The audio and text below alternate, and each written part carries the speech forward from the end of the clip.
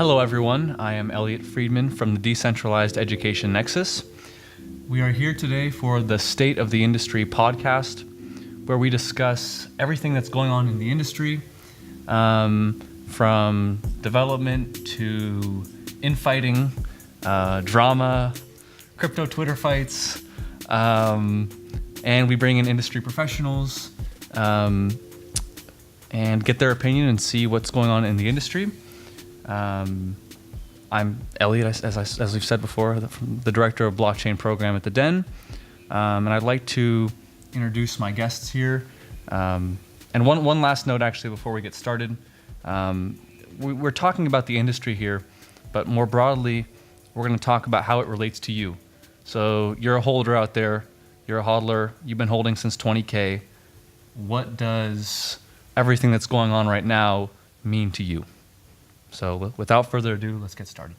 Hi everybody, my name is Svet Sedov, and I used to be an active investor, angel investor, and now I found myself in a position when I started to be more interested in the technical side of the blockchain, Bitcoin, developing something by myself and switching more like advisory, maybe expert type of position. And I now just love that opportunity to talk to you guys, which we know each other probably already years. And I would like to know your opinion about what's going on. Very good. Hi, my name is, excuse me. Hi, my name is Dr. Jeff Flowers. I'm professor at College San Mateo.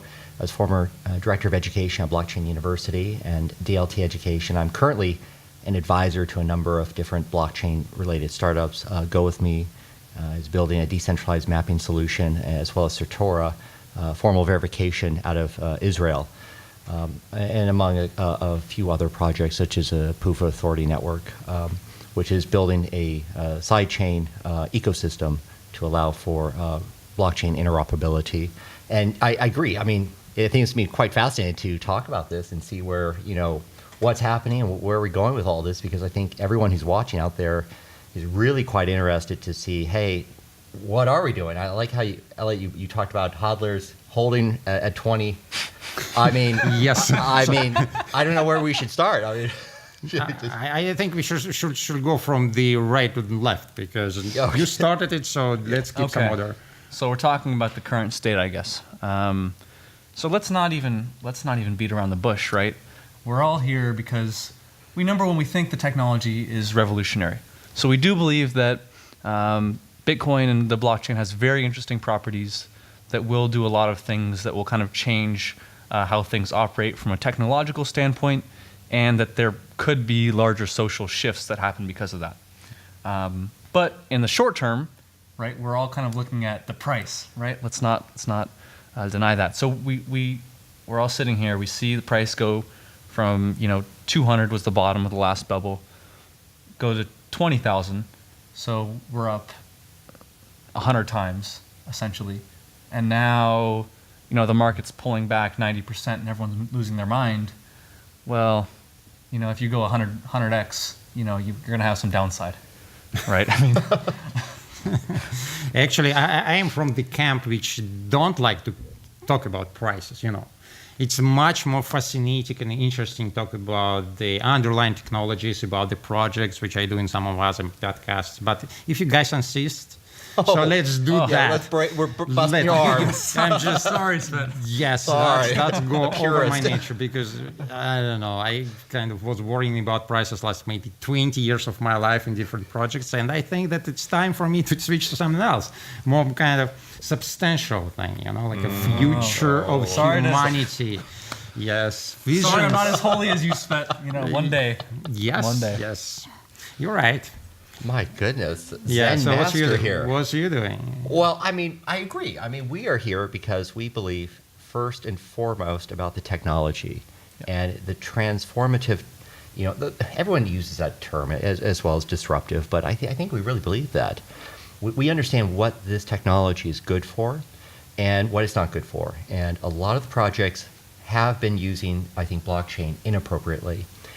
That's changing though. But, I'm not such a purist. So I mean, I'm a longtime hodler. Hell, you can find me at jeff@hodl.it.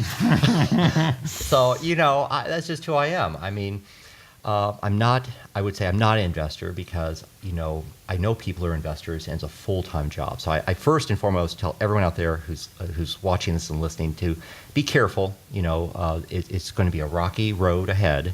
Nobody knows where we're going with this. I think long-term, it's going to be great because it's solving real problems. Short-term, as in next 3-5 years, it's anybody's guess. Are we doing prices or not? You're already doing prices. I think we're already here. I think we do it. Let's Okay, go there. You're doing I'm going to throw prices. this out. I think that we're nowhere near the bottom yet.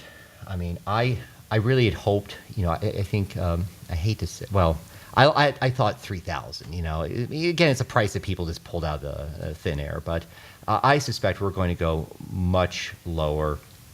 I'm thinking realistically another 30% drop. I don't think some people are saying a much larger drop, like in the hundreds, which scares me. But I'm going to put this out in the universe and see how wrong I am in the future. I'm saying the bottom's around 2,000 and change. This is not financial advice. Oh, yeah. We're not responsible for your risks. We're not a financial manager. All that stuff. Don't listen to me. Yep. We are not responsible for anything. We have people on the YouTube We're just comments. guys Hey, talking. Jeff, I lost $3,000 shorting on your recommendation, man. And I warn everybody that if I talk about prices, I'm not talking about prices. You understand that, right? That's all about like a perspective of the prices or something like that. But it's not really advice, of course. So what's your opinion? I think it's going lower, unfortunately. I have this kind of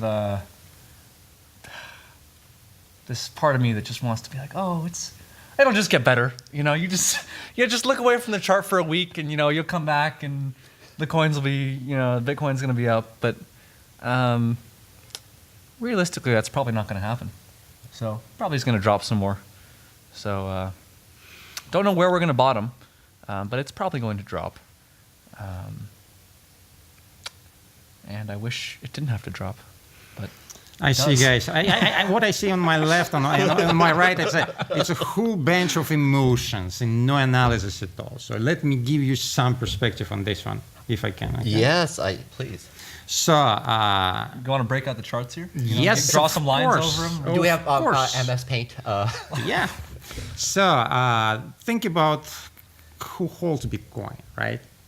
And we have such a it is not an unequal distribution. It's an incredibly unequal distribution of Bitcoin amongst the holders. So we have for about 100 accounts, only 100 accounts who holds more than 100,000 Bitcoins. And we have only 5 accounts with 1 million Bitcoin. You should right? keep in mind that this doesn't really account for exchanges. Yeah, Because I believe understand some that. of those will be exchanges in that top. Of course. I know. But it means only one thing, that yes, there are maybe, 10 exchanges, 20 exchanges among these accounts. But the point being that all the market tendencies now are directed by few institutions or individuals. And those institutions and individuals, because they're professionals, they were buying when anybody was buying. When nobody was buying. And I assume it was probably in a period between 2013. Well, 2013 was like a spike in the price.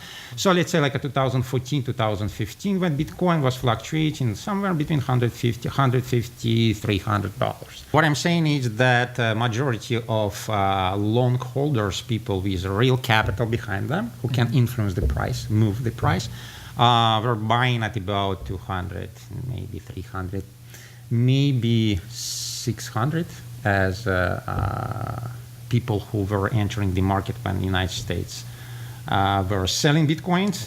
Yeah. Yes, of course, you know what I'm talking about.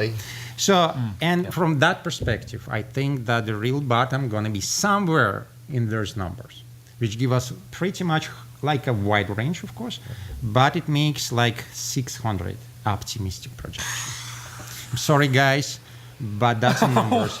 That's the numbers, because I don't really think that the professionals will allow the public, us, to profit from that. Because what they're doing now, what I'm seeing around, professionals, professional institutions, they do enter the market, but over the counter. That's what they're doing. They're buying Bitcoin on such a low price without moving the needle. And that's, of course, the strategy of commons of Bitcoin. So we get a lot of exchanges, but those exchanges function only for us, for everyday people. Professionals playing outside of the field. They're not moving the needle, they are waiting, and they can wait indefinitely. That's their strange. For majority of people, how much they can wait? A year, 2 years? Pfft, it's nothing. On the needle of the big funds, it's nothing. So I think that 3-5 years of the, well, I wouldn't say that necessarily like an uninterrupted bear market. There can be some pump, some small kind of rises, maybe even 100% rise in Bitcoin. I consider it small rise. It's possible in nearest 2 or 3 years, but it can happen that we are looking even for, I'm sorry to say that, 10 years. It may happen. 10 years, man. Yes, my friends. I have a hard time believing that. Yes. Because I look at things from from the peak in 2013 to the bottom. How long was that? Well, that was about a year. Or maybe year and a half. But here we're around a year, and we were much more overextended, right? Because we went correct. from 200 to 20,000. So it was the market peaked a lot higher than it had previously. So I would say that 2,000 is, I think, where it'll kind of settle, and it'll just kind of hang out there for maybe like a year. So it takes another 6 months to get to 2,000. Then it takes a year of consolidation, and then we start to see kind of coming back to life, because that would mean like around a 3-year bear market, and that would seem about right to me for how large this bull market was. But again, I'm just pulling all these numbers just out of thin air. Yeah, really. as So everybody else, right? So, what is your professorial opinion? Well, I like to think this. I tell people who will listen that I attribute. Think about Bitcoin, or rather, let's just think blockchain. Let's just think of the entire space. I say it moves in dog years. So every year is really like 7 in Bitcoin years. So one chronological year is 7 times faster in this space. So 3 chronological years is like the equivalent of 20 years in this space on how fast it moves. I mean, Bitcoin doesn't go to bed, right? It's always on. So I like the 3 to 5 year bear market approach. This was a big run up, right? I mean, during the heyday, I actually called friends I have, and I said, hey, you're not in this for the tech and for the long haul. You should cash out. And they said, well, are you cashing out? I said, well, I'm crazy. I'm in. I believe in the technology. More importantly, I believe in the people that are building on this stuff. But I knew they weren't, and I said to myself, I said to them and to myself, I said, well, this is probably too good of a time. And so they did cash out, by and large. So yeah, I'm thinking 3 to 5 year, where we do settle around the $2,000 mark. I'm worried about that, the 600, whatever, hundreds, because is there a price that's too low? If it goes too low, does it just fall apart and people just? Oh, that's one of the best questions we can ask themselves. And by the way, before we continue, I have a proposition. Well, yeah. So I think if you go that low, what happens is you get like a true cleansing, right? So you think about it, like all the people who got involved in the space over the past 2-3 years because of this bull market, okay, and they're like fair weather friends. They're not going to be there if something goes wrong. And going to 600 would be Bitcoin going wrong, even though it happens like every day with all these bugs we see and everything. So I would say that it would kind of clean out the people who weren't really going to be there if we go to 600. And the true builders, or as they say in Ethereum, biddlers now, Yeah. they would remain. But I think that, and even if it went to 600, I don't think it would be the end of the world, to be honest. Because I think that if you have, like, if you look at this in a bigger context of, like, has this technology ever been seen before? Have we seen anything that will change the way that money works to this magnitude, I don't believe we've seen it. And so to me, where you see that crazy big log chart and it just looks like, just this one log, infinite thing of Bitcoin going to $1 million, it doesn't seem that crazy, even though it is like, to think about it now at 3,000 after this huge dump, it's like, whoa, there's no way it's going to ever go to a large dollar cost per coin. But I think it can, and I think if you look around at the people who are betting on it, you see like the Winklevoss twins, and they have an insane amount of coins. And I've listened to them talk about it, and they just say, well, look, we understand that this is a binary option. Like, we're already up, whatever it is, a few thousand%, or whatever their ROI is. And they're like, and people ask them, well, are you considering selling? They say no, because it's either this thing is going to go to 100,000 plus, or it's not going to be used by anyone. So there's not really a lot of middle ground, I guess, in my eyes. Well, yeah, as I was saying, probably something else we have to inject in our discussion. We have like a doom and gloom opinion, which is represented by yours truly. And then we have like a middle ground. But I think we need to kind of introduce something like optimistic opinion, because I know that there are some people, I don't want to say there are too many of them, but some people expect next year maybe will be kind of a pivot year for Bitcoin, and maybe something unexpected happens, like SEC just suddenly will approve ETF, and then the market exploded on all these so-called corporate or institutional buyers rush into and make us all trillionaires. So okay, I know that we're not believers in that. So but we should do alternative history? We should have, at least I can take that role on myself, because I'm Mr. Doom and Gloom, but then at the same time I can kind of pretend to be also like a more, this optimistic well, okay, type how about of, I become, I'll drink the Kool-Aid and say, oh, right. you want to take that role? I'll drink the Kool-Aid as well. Yeah, I'll drink the Kool-Aid as well. Yeah. Okay, so magic happens, and pixie dust covers the land, and an ETF is okayed in February. In February, yes. They say, oh, I love Because that. That's a good idea. The SEC they legalized marijuana in DC, and they were like, yeah, why not? Oh, yeah, why? And Why- we've got and then institutional money comes raining down from all corners of the world. Yeah. I think that would be a cause for celebration. The price would appreciate. Now the question is, honestly, even with, let's say, an ETF, even with institutional investors, whatever that really means, and we have a whole lot of new people coming in on this space, how do we get back to 20,000, right? Okay. No, that's your job. You're the okay, wait. optimistic I guy. can. Okay. I've drank even more Kool-Aid than you. Okay, so Oh yeah, you're like a little sluggish on that. That's my opinion. So try. So we got the block halving in 2020, right? Blocks halve, inflation cuts by 50%. Inflation halves, we go to the moon. Lambo. Oh, that's what Lambo quick. 2020. We drive to the moon our Lambos Lambo. with a sled of Teslas behind us. Yes. I guess on a, I don't know if they're. No, I think one of the catalysts in 2016, I believe, was the halving. Correct? I believe, weren't we halving around then? Because it's every 4 years. Yeah. But I think the major catalyst was that the route to the fiat was opened, right?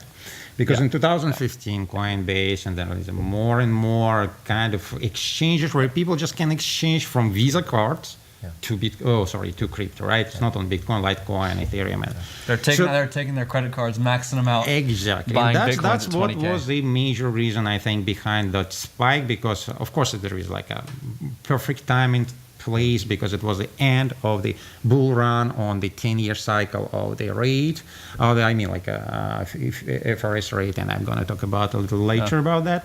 But so bottom line, people got a lot of money on their hands. And you know that all the risky markets grow when people got extra money. So they invest this 5% of their capital, 1% to the risky market. That's what happened. But now when we hit kind of this 10-year like a wall, and now the FAIR is proceeding with absolutely kind of opposite strategy, raising rates. Now we're in a deficit money market, right? And there's usually last like 10 years. So that's a part of my kind of reasoning. But again, I don't want to really be in doom and gloom. So I just looking constantly for something which kind of disapprove that, because Bitcoin, again, like a beautiful technology, right? So many new companies enter this space. Like only in coin market cap we have like a 2060 something like that last time I checked. So And that doesn't even account for all the dead shit coins. So if you think about it, it's probably double that at least. More, yeah. yeah. Look, here's something that's speaking from the Kool-Aid, and this is legit. A lot of my students are Generation Z, and I'm surprised they know more about crypto than anybody is giving them credit to. And so when I look at them, and these are students where I will literally hear them talking crypto in the hallways, and I go, that's interesting.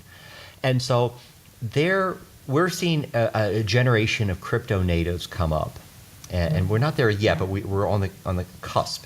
I think the generation after Gen Z will be crypto natives. They will understand this technology, and so I'm really quite bullish about that. That when students are talking about crypto, and a funny story, this one group in my lab, they were talking about a project that I'm a part of, and I was like, well, what do you want to know?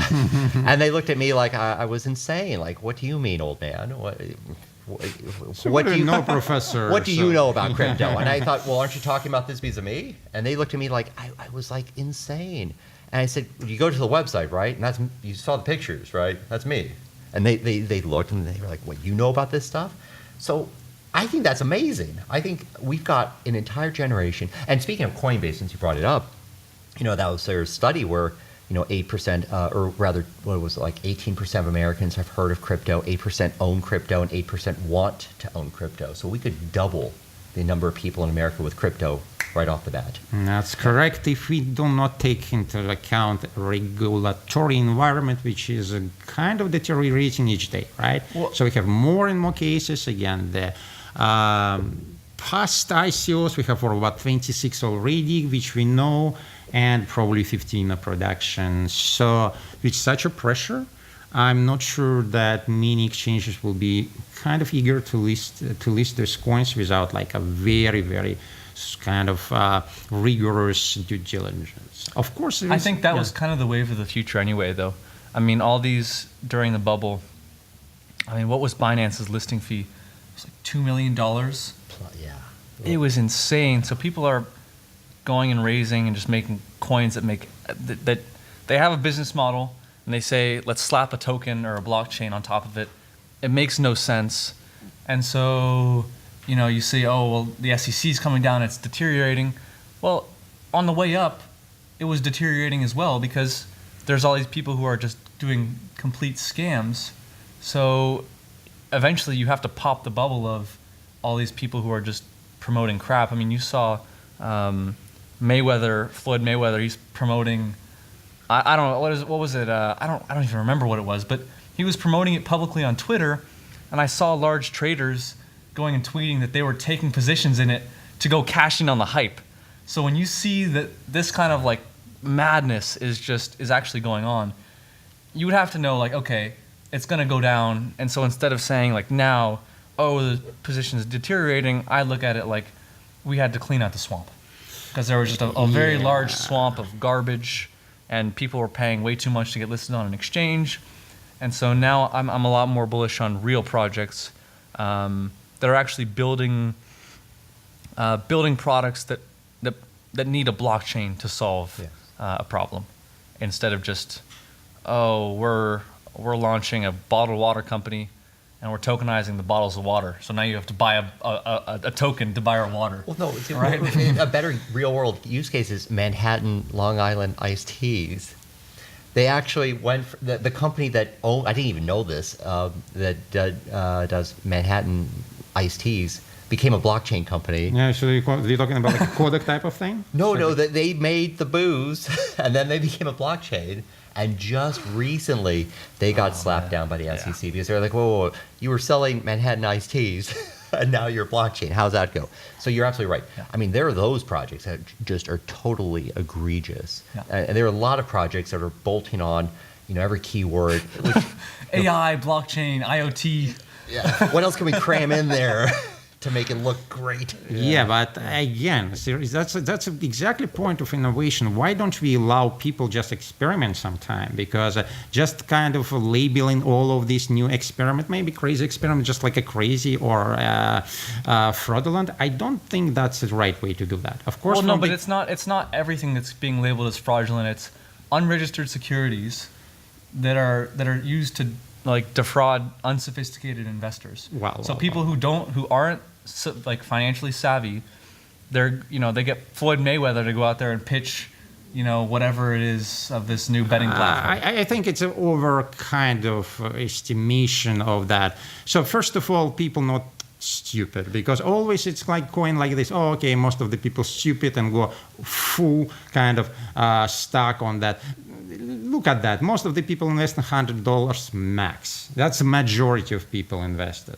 And that's people's majority, all of the people smart and crazy. Of course, there is kind of people, as you said, maybe they don't really know what they're doing, but it's such a small population. I think that it's mostly like this, I don't know, maybe too much of the securitization of the market was going on so many years, which is not very good. Now when we have the opportunity for like people maybe even gambling on investments, what can be wrong with that? Because we already accepted that people can go to the Las Vegas and spend $500 per week, right? Which is much more damaging than most of the people participating in ICOs. So, of course, I'm not saying that we don't need regulations. Of course we do. But not on such an extent as we currently have according to the 1939 law. Oh, probably. I agree with that. Yeah. I would love to see for an accredited investor to remove these income and assets under, not under... 200,000 yearly income. Or more than $1 million. Yes, more than I would rather see, I think it's more logical to have a test just to say, hey, do you know what these things are and what the risks are? That's a much more open way to do that. There is much simpler way. Just put a kind of, I don't know, top on that. Say, okay, you cannot invest in crypto more than $2,000. That's it. I disagree with that. I don't think there should be a cap. I think that there should be tests to see that you actually are a sophisticated investor, because what the accredited investor status means is that you're not dumb with money. Right, that's the only check that it is that, okay, you're smart enough to either have more than $1 million in assets, or you're smart enough to make a certain amount of money. And that should prove you have some sort of financial literacy. Let me tell you something. Because you wouldn't be able to make that amount of money if you didn't have that kind of literacy. Let me So tell you I think what it's great is that it allows it kind of these risky investments, or where there's a lot of, fraud, especially in like the hedge fund space, it keeps people out who wouldn't know better and look into these kind of things. But then also, let's say I'm not an accredited investor and I see a startup that's doing something really cutting edge and I think can go make a ton of money. I'm not accredited and now I can't invest. That's So right. I just got locked out of an opportunity because I don't have a certain amount of money, when the check was really supposed to be, do I understand the risks, not do I have the money to lose? So what do you think? Oh, I definitely agree. I think it's outrageous that we limit who is allowed these opportunities. I mean, I last time we were taught in school when I was going through it that we were land of opportunity, and anybody can pull themselves up from their bootstraps and do whatever they want. And so I think it's disingenuous when you have these arbitrary dollar requirements, because I know a lot of smart people that don't have that money, and I know a lot of not so smart people that have more than that money. And so there's a mistake. A mistake has happened in our system, and we should just be honest about it, address it, and say, well, the goal is to make sure that people understand the risks. I think this can be easily done by, an online course or test. Like I said, my students, they understand this. They were talking about analysis of these assets in a very sophisticated manner. Which I thought was great. I mean, whenever I see anyone using a spreadsheet, I go, great, that's awesome. So I definitely think the income and dollar requirements are out of date and have been misconstrued. They're not doing the job. Yeah, I was just trying to interrupt you 2 times, but then I thought, yes. I wasn't going to let you. Yes, he didn't allow me. Maybe that was the right move. But I think that probably it doesn't matter whether it's going to be this top in like a 2000s, like drastically lowering the top, or it's going to be test, because I'm skeptical about tests. For example, look at DMV tests. Does it reduce the number of the fatalities on the road? No. Statistics tells us otherwise. So the same and I know like in many countries tests were introduced without any results. So really I'm kind of standing on maybe closer to your position, because the system obviously skewed. The system obviously doesn't do it works. It works for the minority of people with like pedigree, with a capital, and that doesn't look good for nobody, right? But from other side, we already have a working system, and just kind of destroying that system doesn't make big sense. So it's kind of maybe balanced. But does it work? I mean, there are a lot of opportunities that I know that people have been shut out of because they're not accredited investors. Absolutely agree with you, but we cannot just disregard that that system allows to build maybe the best functional capitalist model in the world, right? So we cannot completely disregard that, saying that, okay, we are now disagree and we want that system be destroyed. Because nothing happens just in one day, and nothing happens because we want to destroy something and then build something. Because, we have so many revolutions, and, revolution is always destructions and always this period of complete distress. And it's still the question what's going to be after revolution, because it's going to be best system. So now probably we face some kind of very long transition period. That's practically what I believe in. Because many questions now came to that. We have like a maybe old-minded generation, mostly in power. They don't really understand technology. Look at who is Security and Exchange Commission members. Do they have any kind of understanding what they're regulating on IT side? I doubt that. None of them has computer science or even mathematical background. So when that generation will slowly get out of the poor generation of more like maybe tech people. So what do you think about that? I definitely agree with that. I mean, my goodness. I mean, we don't have to look too far to see some craziness with regard to regulators regulating spaces they know nothing of. I mean, wasn't it quite recently realized that the Japanese Ministry of Information Technology. Yes, very famous, yes. All the prime ministers come from that ministry as the biggest and the powerful ministry in Japan. And so you're right. I mean, here this person got the job out of, some sort of backroom dealings and some prestige, and basically was honest enough to say that knew nothing about technology, which I was hard to feel bad or how, I don't know how to express this. I thought, well, at least he was honest. I mean, something. Funny story. I just spent my time, and I probably you read some of my articles. I actually write articles about the politics, economy, and technology in all of the countries in the world. And I found only one prime minister in the world with an IT background. You know who is that? That's one who now ahead of Singapore. He actually even programmed himself. And and C++. Well, so he's a real programmer. He's a real programmer. And that's what we see the consequences. Singapore is one of the countries where we have the most maybe kind of low, not sophisticated, but at least reasonable regulation. Yeah. I definitely think that, but this technology is different from anything we've ever seen before in that it's global, it's always on, always running, and nobody can shut it down, and nobody's in control of it. And so that's a really weird monkey wrench that's been thrown into the regulatory works, because right now all these nation states are looking at one another and not quite understanding what they're seeing, because it doesn't behave like what they're used to.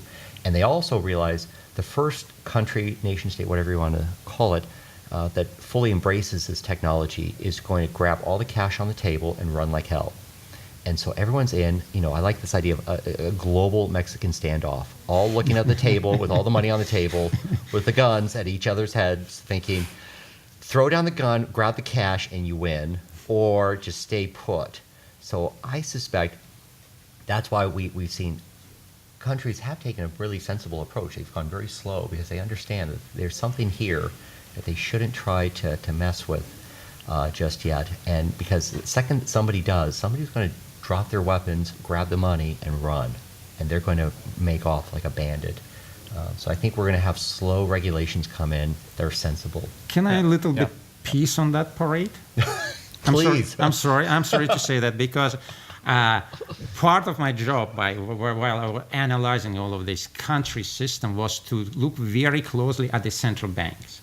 And I found it astonishingly to myself that maybe 90% of all the central, because there are some countries without actually central banks.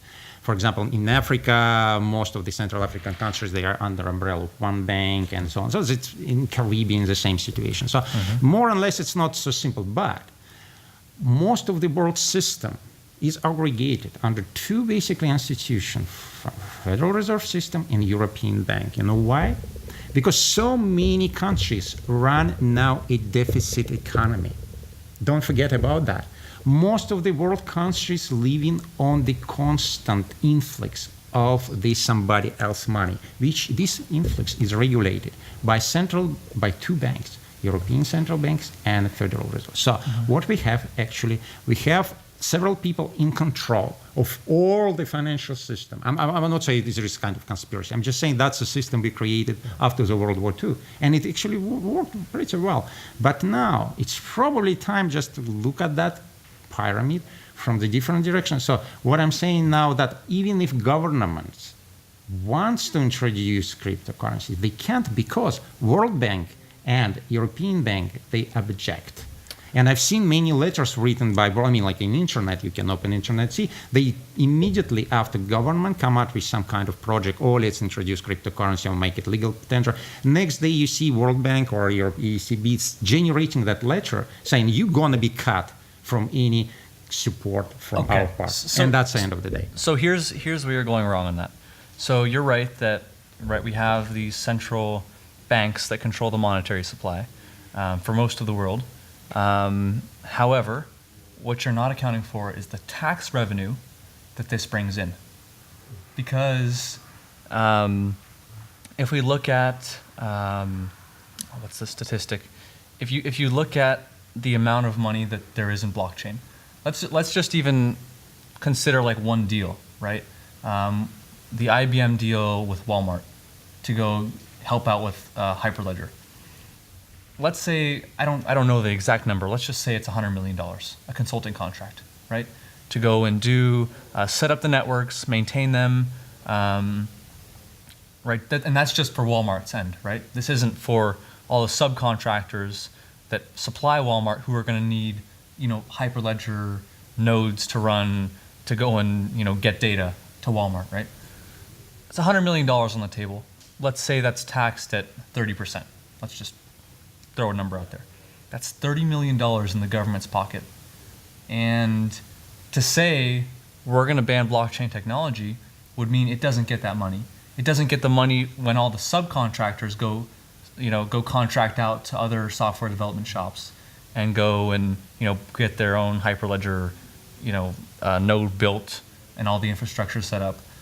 And I think I saw a government hearing where an official was just talking about the technology and how they managed to get rich during the internet bubble, right? The dot-com bubble. And so he said, I think this is a great thing. And if we come in and we step in and we just heavily regulate you, now the industry grinds to a halt and another country is going to go take the lead. So as the US and as a service-based economy, we really have to have this. Because if this is going to be the technology of the future, if we go set our foot down now and say no more blockchain, no more Bitcoin because of our Federal Reserve, what that essentially means is that China's going to pull ahead. Any other country that goes and puts a sizable investment into tech and tech education is going to just be ahead of us by light years. So we really can't afford to sit here and make this illegal or to overregulate it in any kind of sense. Yeah, I see both ways. I'm going to throw even a weirder perspective. So I totally agree with both perspectives. But what about this? I mean, I can see how we're heading as a nation. No one's going to know what a green dollar bill looks like, honestly, in the next decade or two. I mean, we've got the 1% of 1% controlling the majority of the wealth. And so I see them mathematically as, oh, these are sinks. And just this thing called fiat is falling into these gravity wells, never to be seen again. But nonetheless, people want to do stuff. Their economies want to behave and grow and transact. And so I see this as another way out. That people are going to say, I don't really care what dead person is on. In fact, why do I even need to have a piece of paper with a dead person on it? I just want to get a product, a service, a candy bar. I don't really care how. And so people are going to start seeing this technology and say, oh, okay, it's really just a communications layer, really. And it says, okay, I want to communicate that I did some economic potential energy stored on something called a blockchain, and I'm going to use that to then purchase something I need or want. And at that point, they're going to go, I could either use this stuff or use these green dollar bills that my great-great-grandfather talked about, but no one's seen for decades because, you know, they're all at the Walton family or whatnot. I mean, so I'm really quite, again, I think that we have to understand it's really quite disruptive. We haven't really seen this. People are going to use it in very novel ways, and you know, payment is still one of the killer apps of the tech. Yeah. Well, I still found in disagreement myself with both of you guys. On your side, I already told you that most of the government-run deficit economy. It means that deficit includes tax revenues. So no amount of taxation was able to compensate for growing government expenses on many sides, first of all on the social side. And I'm not talking about only the United States government. I'm talking all across the world because social expense is growing. Because population is become more older and we have like high standard of living and so forth and so forth. However, of course I agree that if we include this virtual economy into the overall tax turnover of money, we will receive additional kind of source of income for government. But I very, very much doubt that will be enough to cover the current deficit. Specifically, of course, in the developed countries like United States, with, almost $20 trillion deficit. Oh, definitely. And, and that's only the tip of the iceberg. That doesn't account for Medicare. That doesn't account for Social Security. There's a lot more, you know, behind actually 20 trillion. Yeah.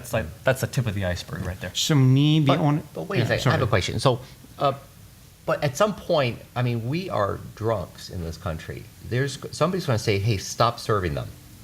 Who's going to be buying, you know, those IOUs that are being generated, those T-bills? I mean, I think that we're seeing a seismic shift in the world economy. I mean, you're right. We run through a deficit. I think a lot of people are waking up to that fact and understanding, oh, this is how money actually works. This doesn't make any sense. I was told something totally opposite in school, and this is how it really works.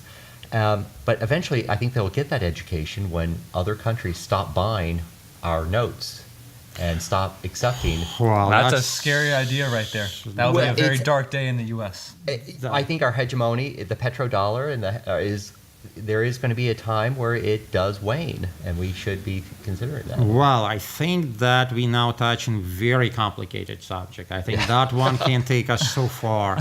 Well, we can talk about moon or something. Yes. So let's maybe recenter and let's talk about something practical. So we've talked about kind of price, what we think about governments. Maybe let's talk about adoption, right? What is the crypto killer app? From what I've seen, personal opinion, remittances, very good, because let's say I need to send $20,000 to my friend in Japan.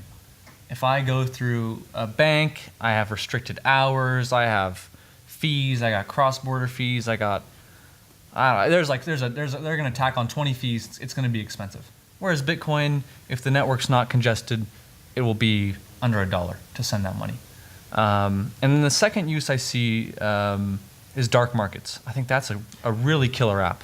And people don't like to talk about this because it's not really, it's not legal. It's not, Yeah, really. but Agreed.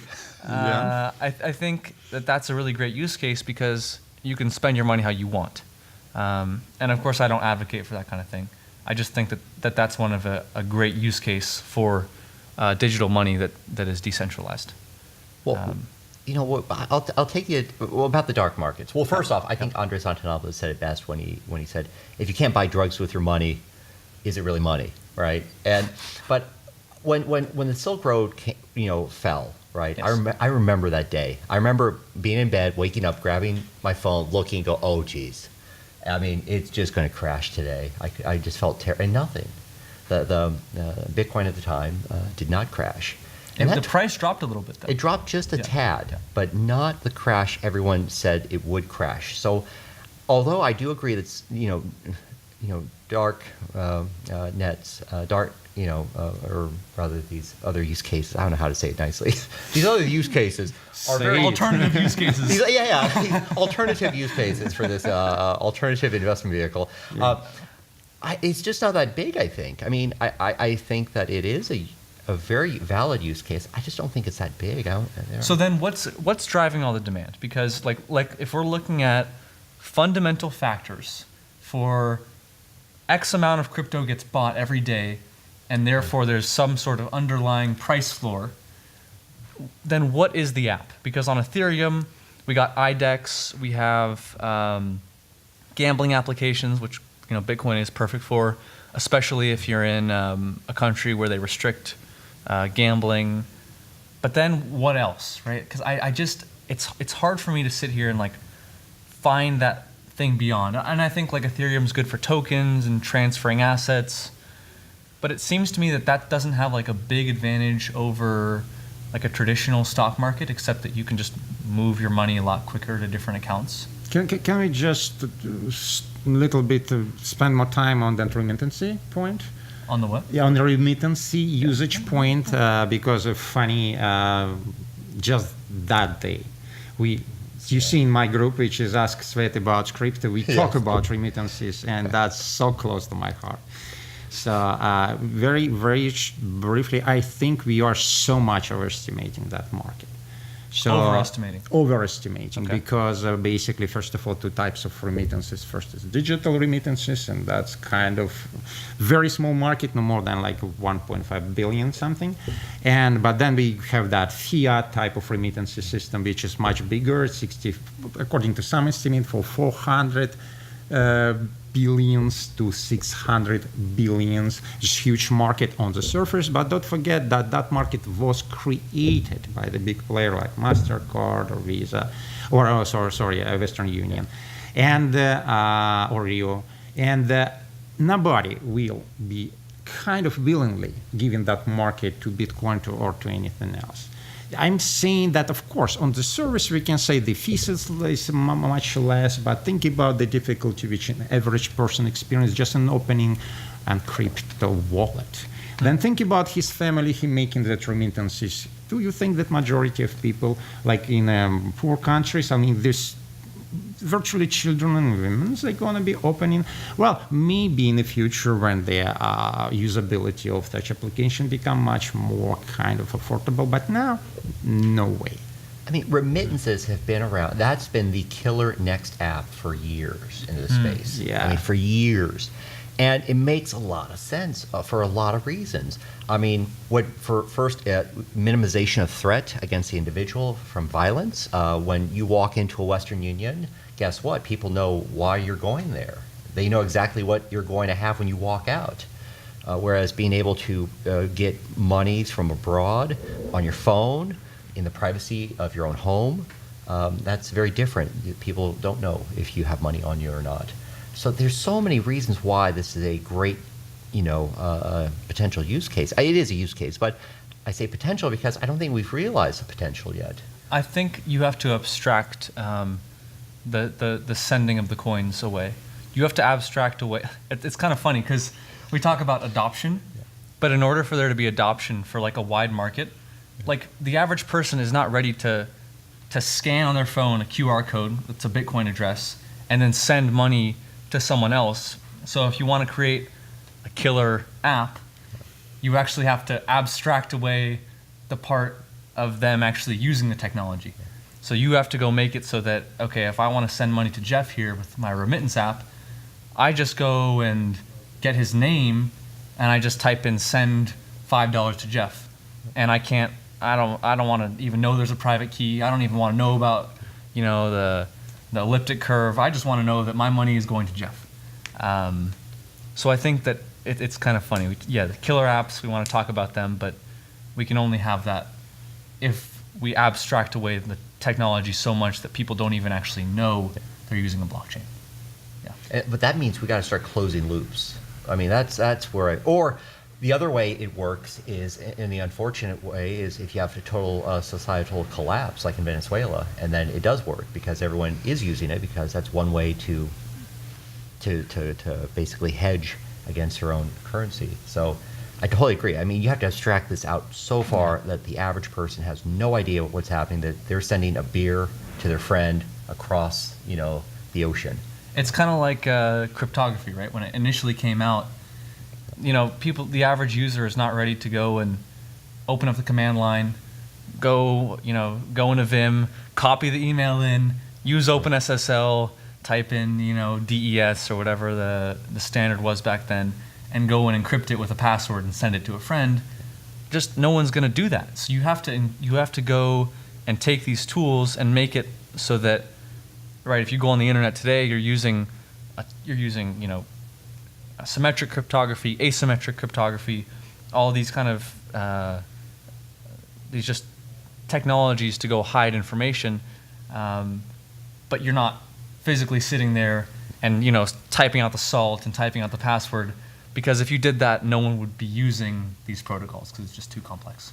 It's taken me decades to learn that. I remember in college, on my Wizard, my handheld computer Wizard with my analog modem attached to it, with my RJ11 wire hooked up to the terminal, typing in a telnet command to the server on campus to then log on to Helsinki to download my email, to then use Kermit to bring it down.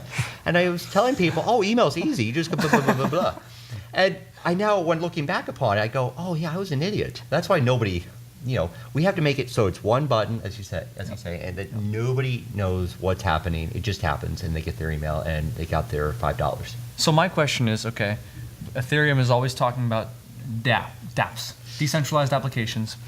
So what is the killer decentralized application, and how do you abstract it away? I mean, it's already kind of hard to think in terms of decentralized applications, because you have to think in terms of the contract and the server, and how the server is going to go serve up things to the front end when it gets information from the Ethereum blockchain. And then you have to make sure you integrate MetaMask. So you have all these things here. How are we going to make it so that the average user logs on to IDEX, or they log on to ETH Dice, and they're playing ETH Dice with their credit card. right? They just scan their credit card, it goes in the Coinbase API, and it buys some coins on their card and then transfers it. It's like, how do you make it so that a dApp is actually workable and usable and makes sense to adopt? That's a hard one. I don't think anyone's really figured that one out. Yeah. I'll spin the coin. I'll say, hey, what about the average developer? I think dApps are vastly different from regular applications, because they're basically public goods the second you deploy. Anybody can run it. I mean, it's not like Microsoft. I mean, Microsoft made their money basically selling you a floppy, and they made their monies one floppy or CD at a time, where you have a lot of control. The whole point of this technology, particularly with dApps, that I thought was so interesting. As a kid, I went to the arcade. I put a token in. I played a game, and I thought, I understand this model, but that's not how most developers think. They think, oh, I control the software, and then I have... No, you don't. Once it's out, it's out. I think what's interesting, though, about dApps is that it's very similar to that model you said, where you put the coin in and you play, because a traditional application is Facebook. You go to Facebook. Facebook has some server somewhere, and they serve up the website to you, and they go refresh when you go, or whatever goes on in the back end when you scroll down the page. Okay, so you keep on, getting new data. You don't pay for that data. You do not pay to use Facebook. But dApps are a new model in Ethereum, at least. We don't see this in EOS, but in Ethereum, it's pay to play. Yeah. So I have to pay to use an application, and it does seem very backwards from our current model. And so then now we have to think of new models and new applications where people are okay with doing that and where it actually makes sense for them to pay. Can I? One last thing on that, and then we'll be quiet. Because one thing, but I'm saying that developers are not, I would say great developers are not great at pricing themselves properly. And so dApp developers have to put in a proper price structure in place to keep themselves sustainable. So when you put in the quarter to play, or the token to play, I understand that they should, I do wonder if they're able to price themselves properly. Whereas Microsoft had teams of MBAs doing this for them. And I think that's super important, and thank you, Elliot, that you raised that maybe the most important issue of adoption. But what I actually see now is that, so basically, I'm working with developers. We all working with developers pretty much a long time. And I'm a developer. Yeah, I'm a developer, you're a developer, but professionally I'm more like working with developers. So what we have is, there's two ways to do that. That's develop something for the technology and develop something for users. So now we're still on a phase where most of the people, because they basically most of the people in the blockchain, they're very good developers. And what good developers enjoy is to develop. It's not sell, going somewhere and then meeting that stupid users' requirements with these big stupid buttons. Nobody want to do that because it's obvious. Developers want to do difficult thing, make famous name for them, like develop their skills, and that's what's happening in the past maybe 4 years on the development side in the blockchain, and we continue that trend. Now, when I sit and read all of this white paper, specifically technical white paper, what I see, I don't see any efforts from people to kind of push adoption, even in Ethereum, even anywhere. People start to try to make more complicated, more cool stuff. And that's natural. So that crisis, which we have now, that's exactly time to revert that trend, to put more business into the blockchain, to put more marketing people, business-oriented people, start thinking about how we make that profitable. Because, as you said, it's ridiculous. Why should I pay for anything, right, if I have everything free in Facebook? Of course, there is this ideology, Facebook using my data and so on and so forth, but for how many people that will work? I don't think for many, maybe for us. Yeah, I think to wrap up here, I think, I wish I could sit here and say, it's going to turn around because we can get adoption and this is all going to be great.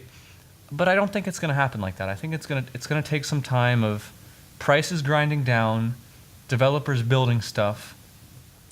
And I do really feel that things are much closer to adoption than we can really see right now. Because if you think about the technological breakthrough that Bitcoin is, right? I mean, it's a very, very elegant solution.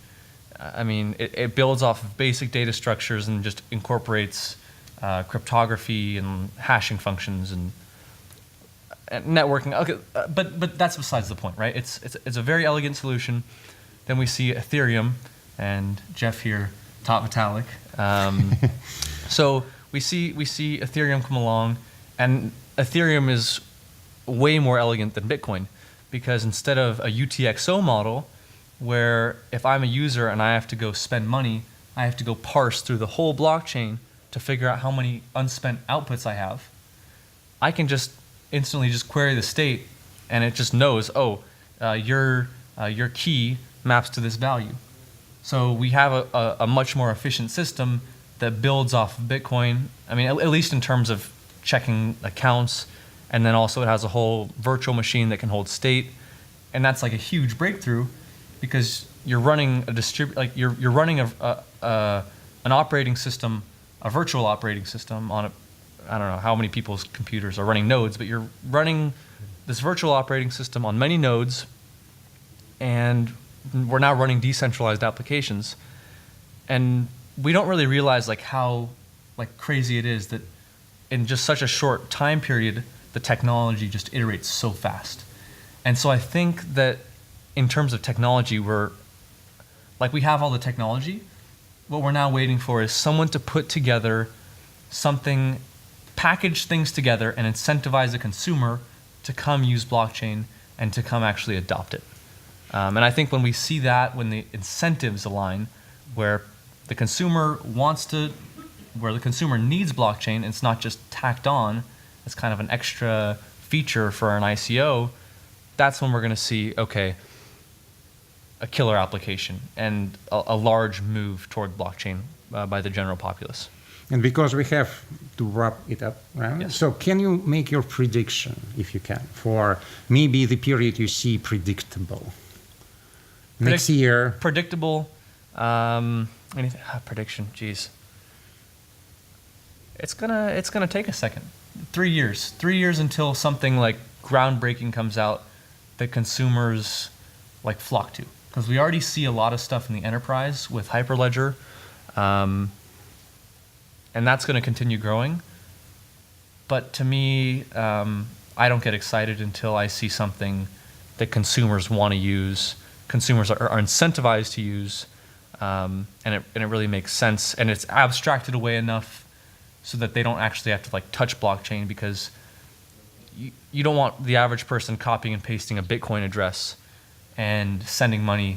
You put an extra one at the end, and all of a sudden your money's gone forever. And price-wise, can you? Price-wise, who knows, man?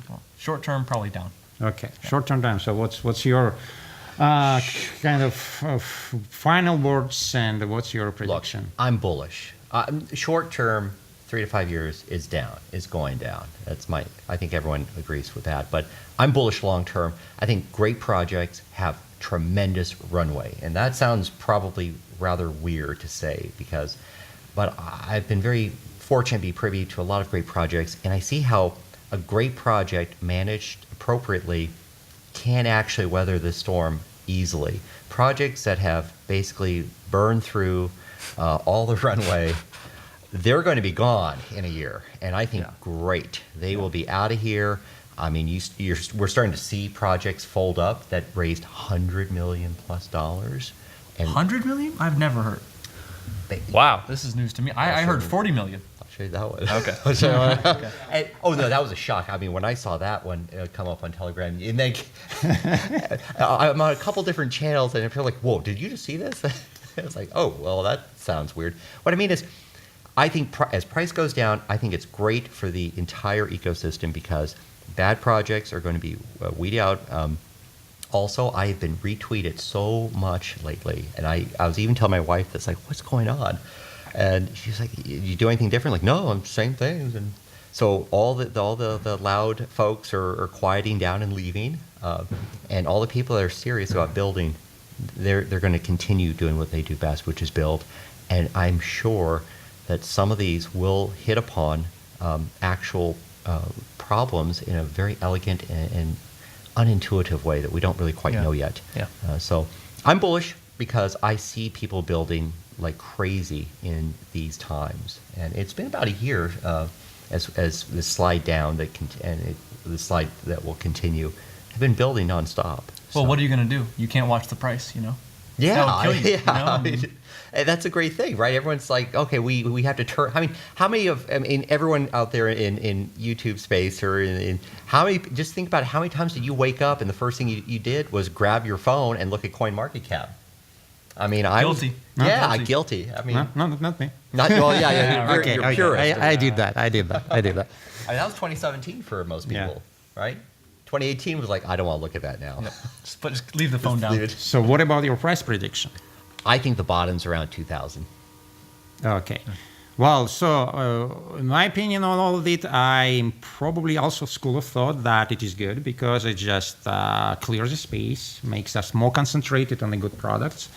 And what I think is really important, let us not forget that one of our major maybe objective to build a new economy, not to try replicate these old algorithms which we try to do with remittance or something in the new way. It's already effective enough. It's already gets from at least 20 years of that kind of competition type of selection process. We don't need, we don't have to have the stakes in that game. Create new economy. We have like a virtual growing assets every day. All of us has these assets, right? How many people sites us on the internet? How many views does this video will have? How many we accumulated likes and so on and so forth. So all of these assets, let's put it to work. Let's make virtual economy, virtual money work for virtual. On the prediction side, I'm very tempted to say that next 10 years is gonna be down. 10 years? That will be noticed. Oof. But of course, I'm not so going crazy. To 1 cent. Well, I'm not so crazy because nobody knows really. But my feeling that next year will be certainly down, and I don't agree with 2000s. I'm more like on a 700, something 500. I'm not sure next year. And I hope the quicker we reach the bottom, the faster we grow. So let's hope we reach the bottom 700 in the next year. And then at least we have some maybe temporary but bull run. So also before we 100% wrap up here, we were mentioning building, and I was talking about this the whole time. The Den is now offering a 14-week developer bootcamp for people who want to learn how to build out decentralized applications. And we essentially walk you through the Bitcoin protocol, and then we show you why Ethereum is way more elegant. And then from Ethereum, we actually go and take you into building these applications. And we've talked to industry experts to kind of formulate something that you're a developer, and once you come through this course, now you're actually ready to go out and build decentralized applications for companies, because that's really the job market right now for developers. If you're not a protocol developer, you're a decentralized application developer. And to be a protocol developer, you need to know networking, you need to know cryptography, you need to know consensus protocols. There's a lot of stuff that goes into that. And essentially, decentralized applications is a really good way into the industry if you're a starting out developer. So, Elliot, will that link be in the show notes? Yes, link is down below. Yes, yes. Well, I think it's pretty much what we have for today. Maybe we will record something else, right? Yeah. Let's hope that all our predictions will be on the positive sides rather than the negative side. So thank you very much. My name again is Svet. I'm Jeff. I'm Elliot. See you next time with our Dan footage. Bye-bye. Decentralized Podcast.